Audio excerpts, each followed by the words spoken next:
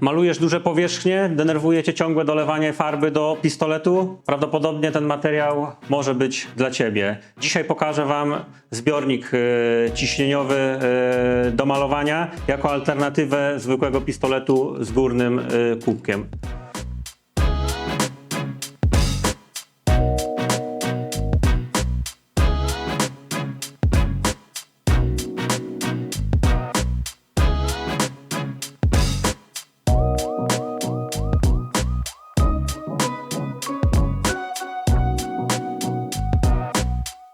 Pokrótce opowiem, jak działa zbiornik, na czym to polega oraz zrobimy sobie podłączenie przewodu oraz pistoletu, aby móc zacząć działać. Dzisiejszy zbiornik to model MP10, wyposażony również w mieszadło pneumatyczne, które możemy, ale nie musimy używać. Natomiast jeżeli mamy farbę lub materiał, który wymaga mieszania, no to jak najbardziej jest to niezbędne.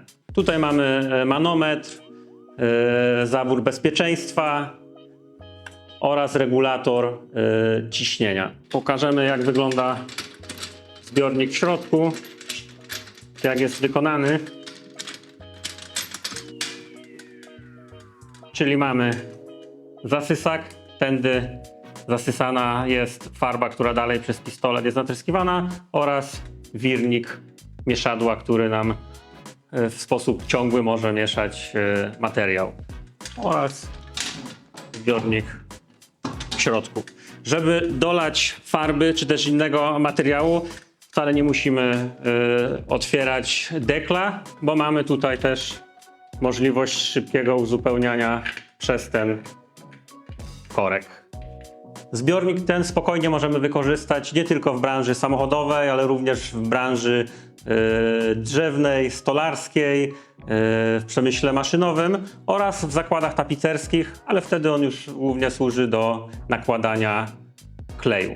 Co nam daje taki zbiornik względem zwykłego pistoletu? Przede wszystkim mamy pojemność 10 litrów, a nie 600 ml, więc no jeżeli malujemy duże powierzchnie, no to jest to duże przyspieszenie wydajności pracy, a dodatkowo mamy lekki pistolet nieobciążony farbą oraz możemy go w różnych pozycjach, nawet tak naprawdę w tej pozycji możemy malować i ta farba pod ciśnieniem zostanie podana. Druga sprawa, gęste farby. Pistolety z górnym kubkiem nie zawsze sobie z tym poradzą. Tutaj ciśnienie spokojnie nam wypchnie tą farbę. Oczywiście z odpowiednim rozmiarem dyszy w pistolecie. Tutaj podobnie jak w pistoletach grawitacyjnych też dobieramy odpowiednią dyszę do materiału. W dzisiejszym materiale mamy zbiornik wykonany ze stali nierdzewnej. Oczywiście występują też tańsze odmiany ze zwykłej stali. Natomiast poza oczywistymi walorami stali nierdzewnej, która po prostu nie koroduje, gdzie zbiornik będzie dużo bardziej wytrzymały, to ten zbiornik w porównaniu do naszych zbiorników ze zwykłej stali ma wyższe ciśnienie pracy. Tam mamy maksymalnie 3,5 bara, tutaj 5,5 bara, co też daje możliwość gęstszych materiałów. To teraz pokażę, jak prawidłowo podłączyć przewody oraz pistolet do malowania.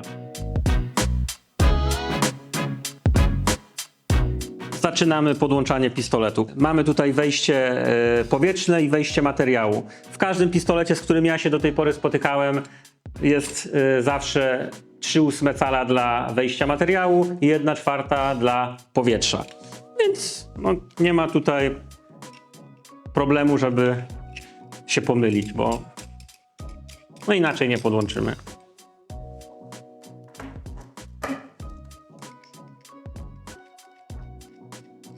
Jedną stronę mamy podłączoną, oczywiście powinno być to dokręcone z dużo większą siłą kluczem, ale na potrzeby dzisiejszego materiału myślę, że możecie mi to wybaczyć. I druga strona do zbiornika, sytuacja podobna. Tam gdzie materiał 3/8 cala i powietrze 1/4 cala. I podłączamy sprężone powietrze. I teraz tak, mamy oczywiście dodatkowo kilka zaworków. Jeżeli nie potrzebujemy w danym momencie, to możemy go je po prostu zakręcić lub odkręcić. No i sprzęt jest gotowy do użytkowania. Regulatorem jeszcze musimy ustawić właściwe ciśnienie pracy. Natomiast ono jest już uzależnione od wielu czynników, od farby, od materiału, ogólnie od danej aplikacji, którą będziemy wykonywać. Jeżeli zainteresował Państwa ten produkt, zapraszam Państwa na naszą stronę internetową, gdzie znajdą Państwo konkretnie ten zbiornik, ewentualnie wersję bez mieszadła lub wersję wykonaną ze stali zwykłej. Jeżeli będą jeszcze jakieś pytania, zawsze mogą Państwo do nas dzwonić, nasz doradca pomoże, wyjaśni, nie pozostawi tutaj Państwa z problemem. Zapraszam do subskrybowania naszego kanału oraz do obserwowania naszych ofert. Dziękuję.